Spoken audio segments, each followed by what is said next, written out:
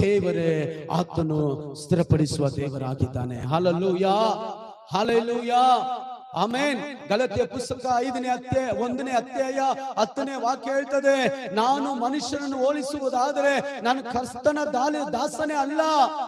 ನಾನು ಕರ್ತನಿಗೆ ಪ್ರಿಯವಾಗಿ, ಕರ್ತನಿಗೆ ಮೆಚ್ಚುಗೆಯಾಗಿ ನಡೆಯಬೇಕು. ನಮ್ಮ ಜೀವಿತ ಸ್ಟೈಲ್ ದೇವರಿಗೆ ಪ್ರಿಯವಾಗಿರ್ಬೇಕು. ಯಾರು ಏನಾದ ಅನ್ಕೊಳ್ಳಿ, ಬೈಬಲ್ ವಾಕ್ಯ ಹೇಳ್ತದೆ, ಕರ್ತನಿಗೆ ನಿರ್ದೋಷಿಗಳಾಗಿ, ನಿಷ್ಕಲಪವುಳ್ಳವರಾಗಿ, ಯಾವ ಕಪಟ ಇಲ್ಲದೆ, ಯಾವ ಕೆಟ್ಟತನದಿಲ್ಲದೆ ದೇವರ ಮುಂದೆ ನಿಲ್ಲಿರಿ. Hallelujah, hallelujah. ದೇವರ ಮುಂದೆ ನಡಿ ಸಹೋದರ. ಬೈಬಲ್ ಅದಕ್ಕೆ ಹೇಳ್ತದೆ, ಯಾವಾಗಲೂ ದಾವೀದನು ಹೇಳ್ತದನೆ, ಕರ್ತನೇ ನಾನು ನಿನ್ನನ್ನ ನನ್ನ ಮುಂದುಗಡೆ ಇಟ್ಟುಕೊಂಡಿದ್ದೇನೆ.